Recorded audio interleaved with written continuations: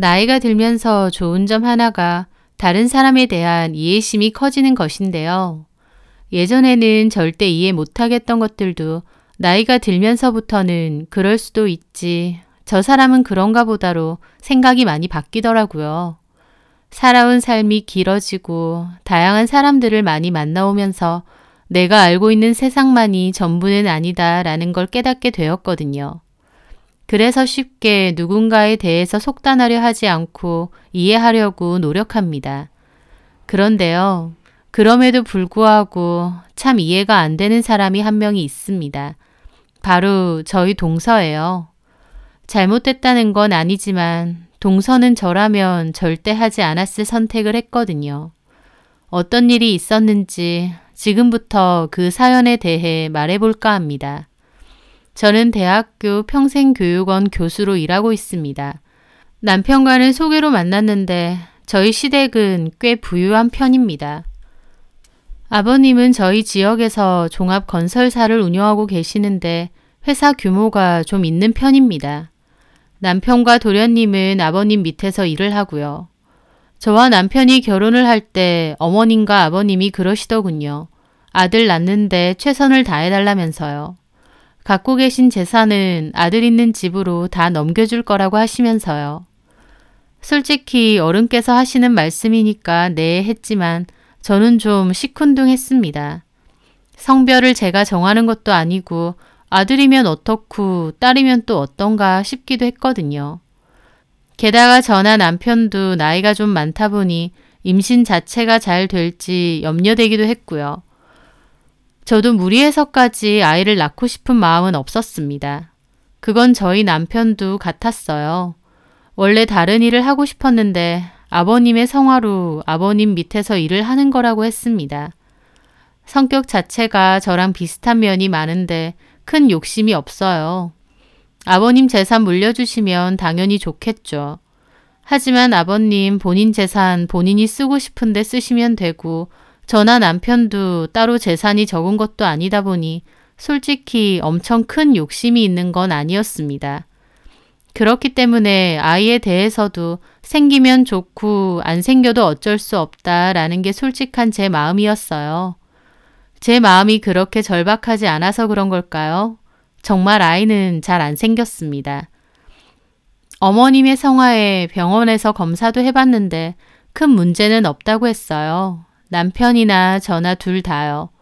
하지만 그럼에도 불구하고 임신은 잘 되지 않더라고요. 어머님은 조급해하시며 다른 방법이라도 찾아보자 하셨어요. 시험관 시술 같은 거요. 하지만 저는 솔직히 그렇게까지 아이를 갖고 싶진 않았습니다. 그래서 이런저런 변명으로 차일피일 미루기도 했죠. 저나 남편이 영 미적지근하게 나오니까 오히려 도련님과 동서는 의지에 활활 타올랐습니다. 도련님과 동서는 저희보다 먼저 결혼을 했는데요.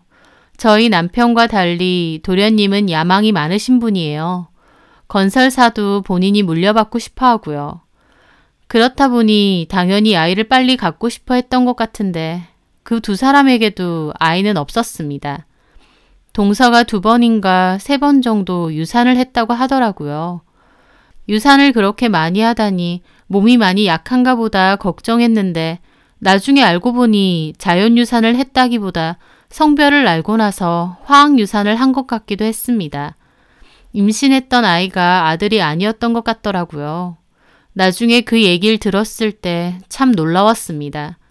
돈이나 여유가 없는 상황도 아니고 딸도 낳고 아들도 낳아서 다 키우면 되지 굳이 그렇게까지 해야 했을까 싶었거든요. 하지만 동서는 아들, 그것도 첫째를 아들로 낳겠다는 것에 대한 집착이 꽤나 강했습니다. 아버님 건설사에 비서로 일했던 동서는 회사 안에서 도련님과 눈이 맞았었대요. 하지만 동선의 친정이 좀 가난하다 보니 결혼 반대가 심했다고 하더라고요. 결국 결혼시켜주지 않으면 도망간다면서 동서와 도련님이 도망까지 한번 갔었다네요. 그래서 저희 시댁에서도 마지못해 결혼을 허락하셨다고 하고요. 동서는 자기 친정이 가난하다는 걸 몹시 부끄러워했고 그 때문인지 돈에 대한 집착도 엄청 큰 편이었습니다. 저희 친정은 시댁만큼은 아니지만 웬만큼 여유가 있는 편입니다. 저희 부모님과 시부모님이 친하셔서 함께 골프 라운딩을 가시는 경우가 종종 있는데요. 저는 저희 부모님과 시부모님이 잘 지내시는 것 같아서 참 좋았는데 동서 입장에선 그게 많이 안 입고 온 것 같더라고요. 게다가 저희 집에선 귀한 것들이라고 자연산 전복이나 한우 선물 같은 걸 종종 보내시는데 동서는 눈에 띄게 표정이 안 좋습니다. 저에게 대놓고 돈 많은 친정도서 형님은 좋으시겠다며 비꼬는 듯한 소리도 했었고요. 아버님, 어머님은 형님만 좋아하시는 것 같다는 소리도 잘하면서 툴툴거리더라고요. 저를 안이 꼽게 보는 게 느껴질 때도 있었지만 그냥 동서 성격이 저런가 보다 하고 넘겼죠. 하여튼 동서는 반드시 아들을 낳겠다는 의지가 대단했어요. 저희 남편 말로는 재수 씨가 우리보다 먼저 아들을 낳고 싶어하는 마음이 큰 것 같다고 하더라고요. 저한테 지고 싶지 않은 마음도 있는 것 같았죠. 솔직한 말로 저는 별로 관심도 없습니다. 오히려 저는 차라리 도련님과 동서가 빨리 원하던 아들을 낳았으면 했어요. 그렇게 된다면 시부모님이 저에게 주는 압박에서도 벗어날 수 있을 테니까요. 하지만 동서에게 문제가 생기고 말았죠. 잦은 유산 때문인지 뭔지 원인은 모르겠지만 자궁적으로 문제가 좀 생겼다고 했습니다. 그래서 자연임신이 좀 힘들 수도 있다고 했고 동서는 몹시 망연자실했어요. 하지만 동서는 포기하지 않았습니다. 반드시 이 집안의 첫째 손자를 낳겠다는 의지가 여전했죠. 몸에 좋은 것도 악착같이 먹고 하고 다녔고요. 클리닉도 열심히 다녔습니다. 어머님 말로는 어디 기도도 드리러 간다고 하더라고요. 하지만 동서의 마음과 달리 아이는 잘 안 생기는 듯 했고 동서도 많이 지쳐 보였습니다. 그러던 어느 날이었어요. 도련님이 맡아서 하던 건설 사업 때문에 도련님과 동서는 좀 떨어진 지방에서 1, 2년 정도 살다 와야 했습니다. 원래는 저희 남편에게 먼저 제안을 하셨는데 제 직장도 그렇고 남편도 거절했거든요. 아버님께 잘 보일 기회라고 생각했던 도련님과 동서는 냉큼 자기들이 내려간다고 하더라고요. 저나 저희 남편 입장에선 대신 가준다고 하니 고마울 따름이었죠.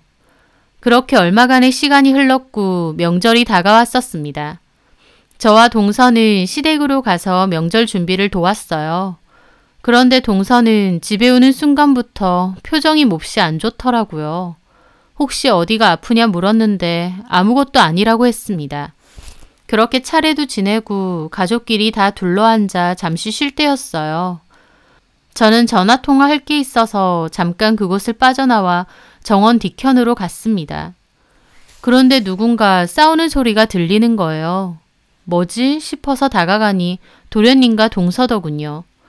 아까부터 안 보인다고 싶었는데 여기에서 싸우고 있었던 겁니다.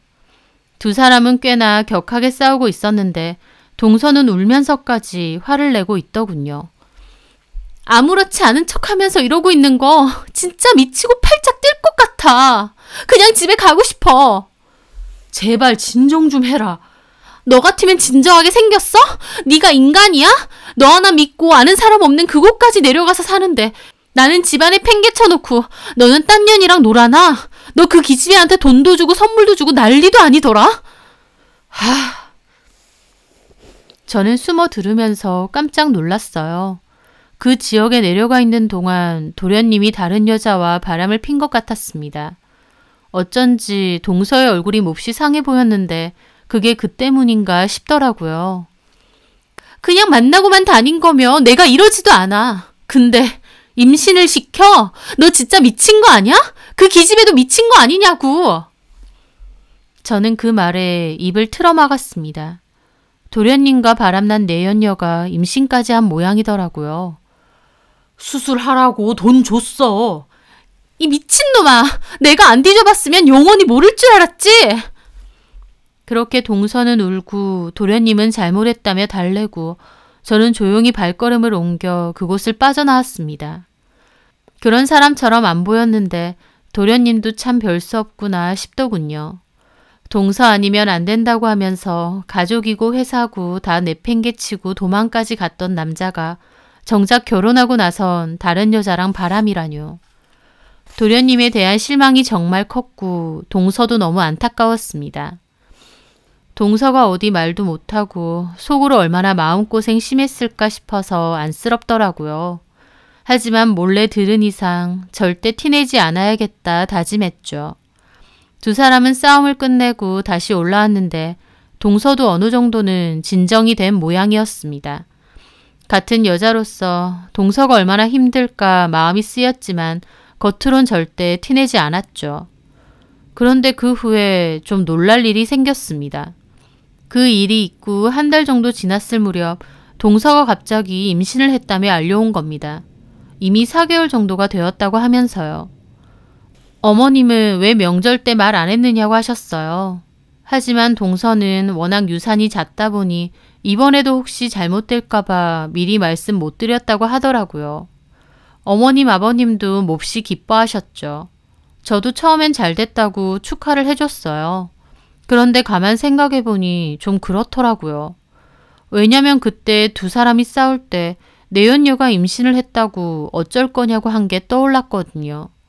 그러면 동서도 임신을 하고 그 여자도 임신을 한 건가? 그 여자는 수술을 한 건가? 속에선 별 생각이 다 들더라고요. 하여튼 동서가 임신까지 했으니 도련님도 정신 차리고 그 여자는 잘 정리했겠지 생각했습니다. 그렇게 또 시간이 흘렀어요. 동서는 그 전에 유산도 여러 번 있었고 몸이 약하다 보니 거의 외출 없이 집에만 지낸다고 했습니다. 당연히 시댁 행사에서도 다 빠졌고요. 임신 중반이 지나면 병원에서 성별을 은근하게 알려주는데 이번엔 아들일 가능성이 높다고 했대요. 그 말에 저희 어머님 아버님 엄청 좋아하시고 절대 어디 다니지 말고 집에서 안정하라며 동선의 집으로 온갖 좋은 것들은 다 보내주셨어요. 아버님은 나중에 아이 낳고 쓰라면서 동서차도 비싼 라인의 외제차로 바꿔주셨고요. 그토록 원하던 아들이니 저희 부부도 축하한다며 몇백만 원 상당의 고급 유모차와 침대도 선물했습니다. 어머님 아버님은 둘째내도 아들 임신했는데 너네는 소식 없느냐고 넌지시 그러시긴 했지만 확실히 전보다는 압박이 좀 덜해지셨어요. 그래서 저도 좋았죠. 그런데 하루는 어머님이 그러시더군요. 도련님이 내려가신 곳 현장 감찰 때문에 아버님하고 남편하고 다 같이 내려가야 되는데 그 김에 저희도 따라가자고요. 가서 동서 얼굴도 보고 지금 살고 있는 집에도 가보자 하시더라고요. 마침 저도 시간이 나서 간다고 했습니다. 동서 집에 도착했는데 어머님이 절대 동서에겐 아무것도 하지 말라고 엄명하셔서 식사도 전부 밖에서 먹었습니다. 그때 보니 어느새 동서 배도 많이 나왔더라고요. 어머님도 동서 배를 보시면서 기뻐하시고요. 아휴, 참 동그랗기도 하다. 아들 배라서 그런지 모양이 동그랗고 예뻐. 그러게요. 저도 어디서 들었어요. 아들 배는 앞으로 동그랗고 딸 배는 옆으로 퍼져 있다고 했던 것 같은데. 맞아. 그렇다더라. 우리 민기 닮으면 인물 좋을 거야. 그러게요. 동서도 또 미인이잖아요. 잘생겼을 것 같아요. 어머님은 그렇게 말하시면서 동서 배에다 손을 대보려고 하셨어요. 그런데 갑자기 동서가 화들짝 놀라면서 몸을 확 피하더라고요. 어머님도 당황해 하시고요. 죄송해요, 어머님. 임신하고 나니까 피부 같은 데가 너무 예민해요. 스치기만 해도 좀 따갑기도 하고 그래서 제가 놀래서. 괜찮아. 아우 미안하다. 물어보고 만졌어야 되는데. 아니에요, 어머님. 제가 너무 예민하게 굴어서 죄송해요. 아니야. 원래 임신하면 살갗 이런 데가 좀 예민해질 수도 있어. 내가 조심하마. 어머님은 그렇게 웃으시면서 다른 이야기로 화제를 바꾸셨어요. 그러다가 이야기가 흘러 저희 집에서는 왜 아기를 안 가지냐는 말도 나왔죠. 너네는 병원 다니고 있니? 그래서 제가 어색하게 그랬죠. 아니요, 요새는 안 다니는데. 왜 그래? 둘째네 임신한 거 보면서 느껴지는 거 없어? 부럽지도 않아? 부럽죠. 부러운데 제 말에 동서가 그러더라고요. 형님, 더 늦으시면 노산돼서 진짜 아기 갖기 힘드실 수 있어요. 동서가 갑자기 얄밉게 말하더군요. 그래서 저도 웃으면서 말했어요. 괜찮아, 동서. 나는 내일 당장 임신해도 어차피 노산이야. 그 말에 동서는 깨르르 웃더라고요. 형님은 말씀도 재밌게 하셔. 근데 형님은 정말 아기 생각 없으신 거예요? 생각이 없다기보다 생기면 좋고 아니면 어쩔 수 없으니까. 얘가 이렇다. 절박함이 없어. 너 내가 준 약도 안 먹었지? 한 번씩 먹어요. 그리고 아기가 절박하다고 생기나요? 에이, 그래도야 형님. 사회적으로 성공하는 것도 좋지만 그래도 여자라면 엄마가 돼보는 게 가장 중요한 것 같아요. 저도 임신해보니 알겠는데 모성애 같은 감정 느껴보는 게 얼마나 귀중한 일이에요. 여자 인생에서 그만큼 큰 일도 없죠. 그렇지 않나요, 어머님? 그 말에 어머님은 기특하게 얘기하시더라고요. 맞아. 자식이라는 게 얼마나 귀중하고 중요한 건데. 애를 낳아봐야 어른이 된다는 말도 있잖아요. 저도 벌써 철든 것 같고 그래요. 동서는 어머님과 죽이 척척 맞아 웃더라고요. 솔직히 그걸 듣는 제 기분은 마냥 좋지는 않았습니다. 임신 안 하는 저를 비아냥거리는 것 같기도 하고요. 친정 가난하다고 기죽어 살던 동서, 임신으로 기세가 등등했습니다. 이제 더 이상 아쉬울 게 없어 보였죠. 그런데 저는 그날 봐서는 안 될 것을 보고 말았습니다. 집으로 돌아가기 전 저는 잠깐 화장실을 들리려고 했습니다. 그런데 현관 쪽 화장실에는 아버님이 계신 것 같더라고요. 그래서 저는 어쩔 수 없이 안방 화장실로 가게 되었어요. 동서가 안 보이길래 도련님에게 잠깐 쓰겠다고 물어보니 그러라고 하더라고요. 저는 그곳에서 볼일을 보고 휴지를 버리려고 휴지통을 열어봤을 때였습니다. 순간 멈칫할 수밖에 없었어요. 왜냐고요? 사용한 휴지 사이에는 사용하고 돌돌 말아놓은 생리대가 몇 개 들어있었거든요. 생리대라니. 제가 임신해 본 적은 없지만 그래도 임신을 하면 생리가 안 나온다는 건 알고 있었습니다. 그런데 그곳에는 떡하니 사용한 생리대가 들어있었던 거였죠. 제가 알기론 어머님은 이미 완경을 하셨고 저는 그날이 아니니까 여자라면 동서밖에 없는데 임신한 사람이 생리라니 이게 도대체 어떻게 된 걸까 싶었습니다. 뭔가 이상하다 하면서 밖으로 나왔는데 마침 안방으로 들어오던 동서가 깜짝 놀라더라고요. 어머 형님, 왜 여기서... 동서 미안해. 저쪽 화장실은 아버님이 쓰시고 계셔서 어쩔 수 없이 왔어. 동서는 제 눈치를 슬쩍 살피더라고요. 그 얼굴이 마치 제가 뭔가를 눈치챘는지 확인하려는 것 같았습니다. 저는 아무렇지 않게 웃으며 그랬죠. 이제 갈게, 우리도. 네. 그렇게 어머님, 아버님과 저희는 동서에게 몸조리 잘하라고 하고 차에 올라탔습니다. 그렇게 집으로 돌아오는 길, 저는 머릿속이 복잡하더라고요. 임신한 사람이 왜 생리대를 쓸까? 혹시 아이한테 문제가 생겨서 피라도 나오는 걸까 싶기도 했죠. 하지만 그런 문제라면 병원에 가고도 남았을 텐데 그렇게 생각하다 저는 문득 명절 때 동서와 도련님이 싸우던 모습이 생각났습니다. 상대방 내연녀가 임신을 했는데 어쩔 거냐는 동서의 말이요. 게다가 바로 전날 어머님이 배를 좀 만져보려고 하니 화들짝 놀라던 모습도 스쳐 지나갔어요. 혹시... 에이 설마... 저는 머릿속에 떠오르는 그 생각을 애써 지워버리려고 했습니다. 그렇게 시간이 흘러 동서는 출산을 했습니다.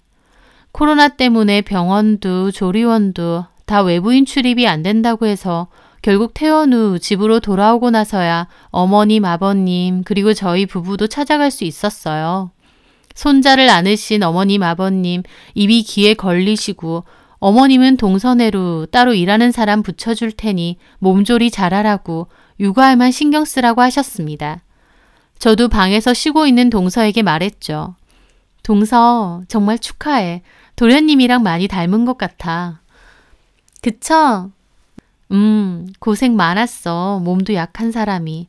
애기 낳고 나면 몸 많이 안 좋아지잖아. 몸 관리 잘해. 찬물 같은데 손 절대 씻지 말고. 저는 동서를 위해서 한 말인데 제 말에 동서는 픽 하고 웃더라고요. 왜 웃어?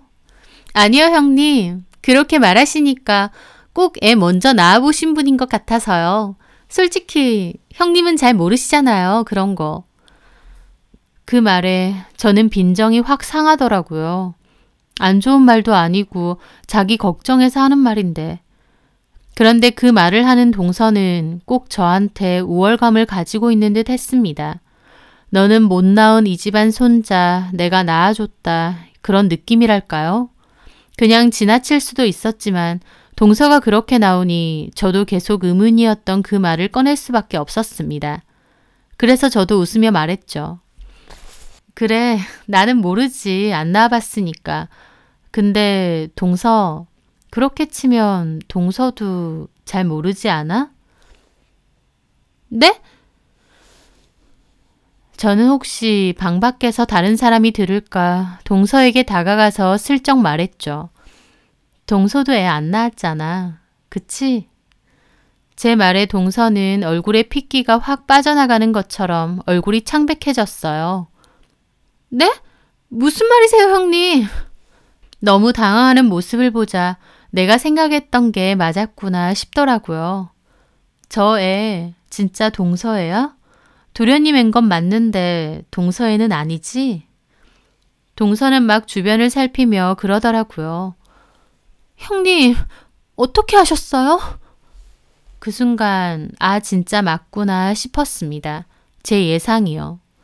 실은 전에 명절 때 동서랑 도련님이랑 싸우는 거 우연히 들었거든. 뭐 도련님한테 여자가 있다면서 그 여자가 임신했다고. 근데 그 후에 동서가 갑자기 임신을 했다고 했잖아. 그런가 보다 했는데 실은 전에 동서 집 왔을 때 휴지통에서 그걸 봤어. 생리대.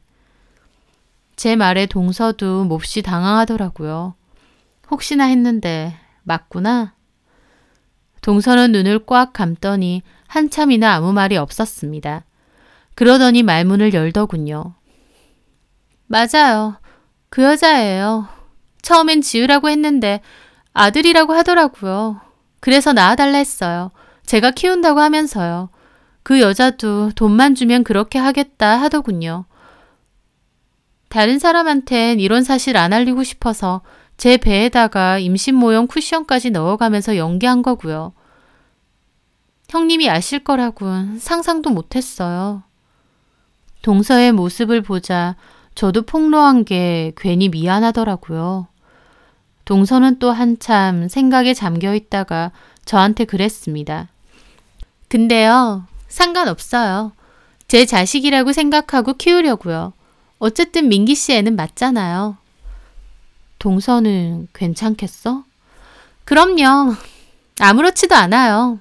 어머님, 아버님, 손자 아니면 다 필요 없다고 그러시고 손자 낳는 자식한테만 재산 물려주신다고 하는데 제가 낳지 않은 게 무슨 대수겠어요.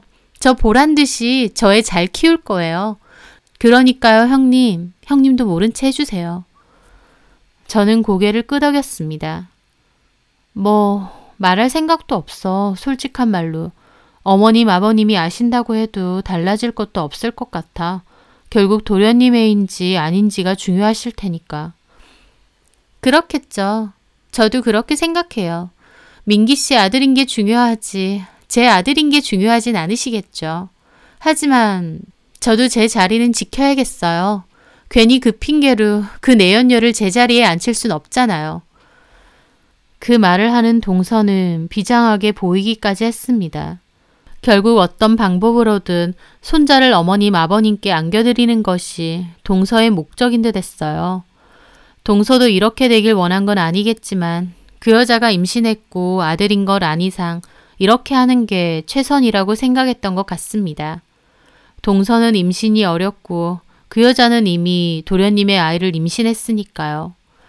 그럼에도 저로서는 동서의 선택이 이해가 안 되긴 합니다.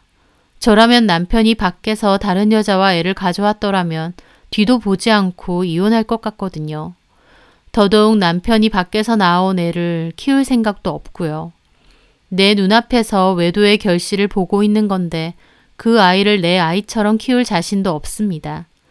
저라면 그렇게 했을 것 같아요. 시댁이 아무리 잘 살아도 그렇게 해서 나중에 얻어지는 게 있다 해도요. 하지만 그건 제 생각일 거고 동서 생각은 다르겠죠. 동서의 선택을 이해하진 않지만 그렇다고 비난하거나 다른 사람에게 폭로해서 곤란하게 만들고 싶지도 않습니다. 그런 선택을 했고 그 아이를 키우며 지켜보고 힘든 마음까지 감내해야 할 사람은 결국 동서니까요. 저는 그 일을 묵인하기로 했고 동서는 아이를 키우며 잘 지내고 있습니다. 진짜 마음으로 자식이라고 받아들인 건지 아니면 재산을 받아야 하니 그 목적으로 마음을 누르고 있는 건진 알 수 없지만요. 세상에는 다양한 사람들이 있고 그 사람들은 저마다 원하는 바가 있겠죠. 내가 이해가 안 된다고 해도 누군가를 쉽게 비난할 자격은 없다고 생각해요. 내가 그 상황이 돼보지는 않았으니까요. 이해가 안 되면 그냥 그대로 받아들이면 되는 것 같습니다. 어찌 보면 동서도 피해자일 수도 있기에 이왕 받아들이기로 한 거 좋은 마음으로 받아들여서 지냈으면 해요. 그렇게 하는 게 아이에게도 좋을 것 같으니까요. 제 사연 들어주셔서 감사합니다.